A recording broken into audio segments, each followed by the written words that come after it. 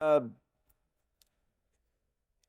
as we close here, Jeremy, we have this epic game tomorrow, and I'm curious if you could spin this forward 20, 30, 40, 50, 100 years. I think as much as the rules might change, game becomes more safe. I think, especially with college football, the more and more I've learned is that passion and, the excitement for the game will always be there. It might not look the same as we see it today, but it's definitely one of those things that's always really exciting. I'm thrilled to talk to you because I am a his, his, history buff. I've never dealt that. I mean, I've read a lot of old books on college football, but I've never talked to a genuine historian. So I'm calling you again, Jeremy. Jeremy Swick, the historian and curator from the Hall of Fame.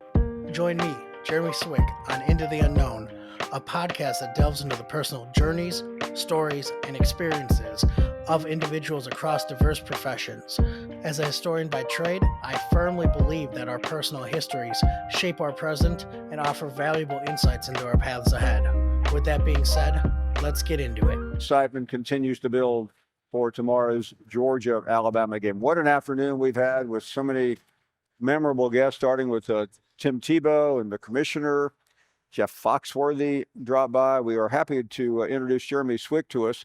We've spent so much time, I think we began the season at the College Football Hall of Fame doing a couple of shows. Jeremy is the historian for the College Football Hall of Fame. Jeremy, thank you for joining us. I asked the most basic questions here. That's my journalism background. I love it. Explain what a historian does. Yeah, so, I'm the historian and curator here at the Hall of Fame.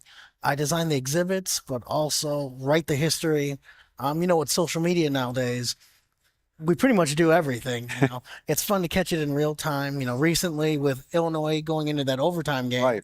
That Saturday I reached out, and by that Monday or Tuesday, the game ball and, some of those programs were already in-house. And so it's really just sharing those rich history of college football. Is this, I think I know the answer, but I'll ask anyway. Is this something that as a kid that you were fascinated by, or did you grow into it?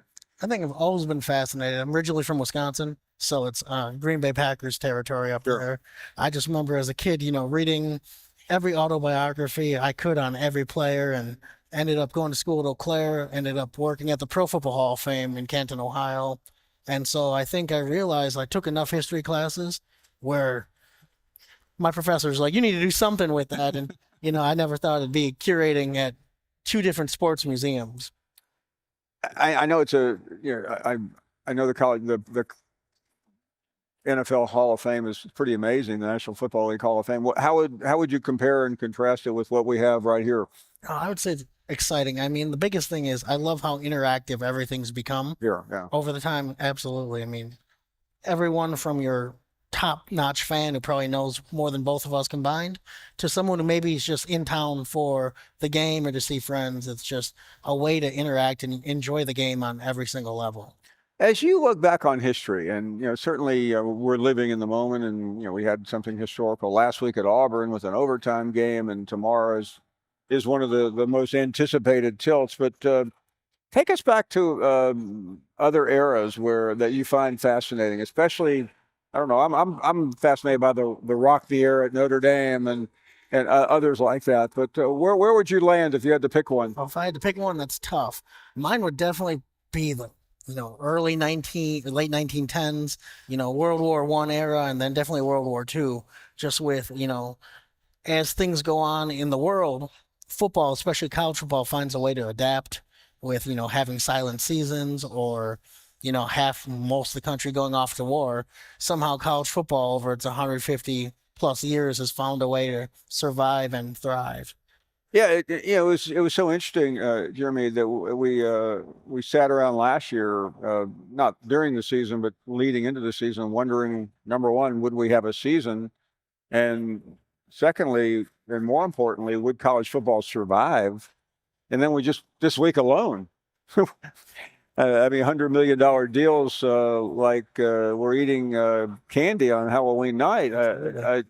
I know that's not it's going to be part of the history, maybe for another week or two until somebody shatters it. What are your thoughts on where we are right now in this arms race. I think it's a really exciting thing, and I don't think people think it's something brand new, but really, history just repeats itself. If it's not exactly, it looks a lot similar. I think back to the early years of the stadiums being built.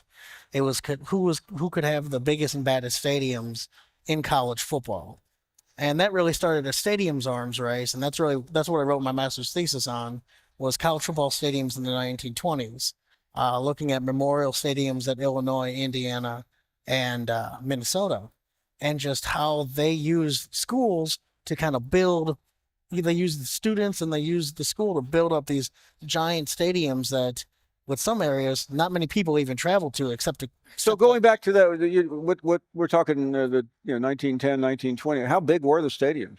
I mean, you look at some of the earliest stadiums, they rival some of the the stadiums today just by, I guess you could say, time period and era.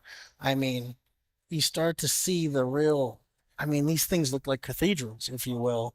Even That's how they all got so big originally. yes, yes, it I'm was not talking about what we have behind us. correct. I'm That's talking that's about back in the day. Yeah, that's a little different, but you just started to see these stadiums being built at kind of an incredible race, and some of them worked well than others. A lot of times there was these grand plans, and then dial it back a little bit to what the budget How actually allowed. let's say Illinois, Wisconsin, how were these stadiums paid for back in the day? It's a really interesting thing. It's actually it was based on the students and the alumni.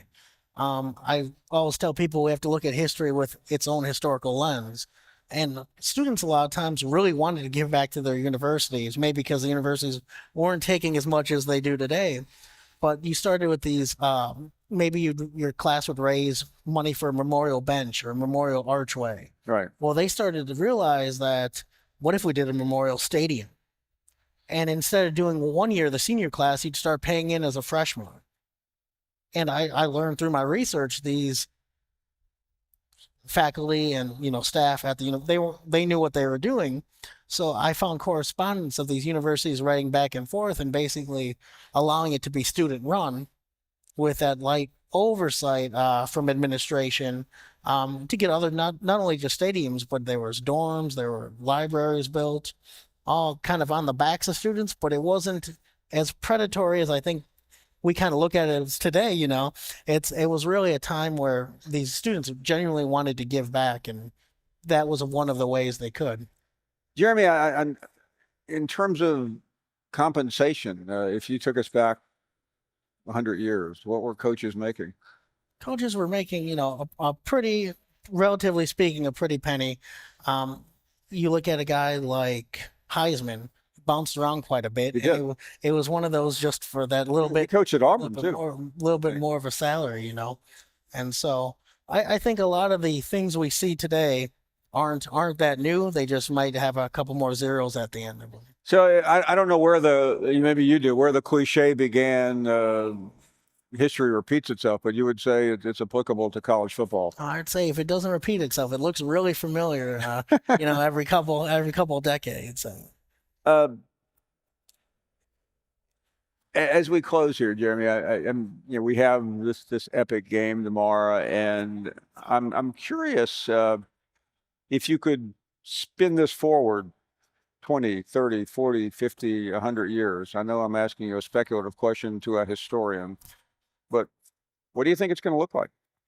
I think as much as the rules might change, game becomes more safe. I think, especially with college football, the more and more I've learned is that passion and, the excitement for the game will always be there.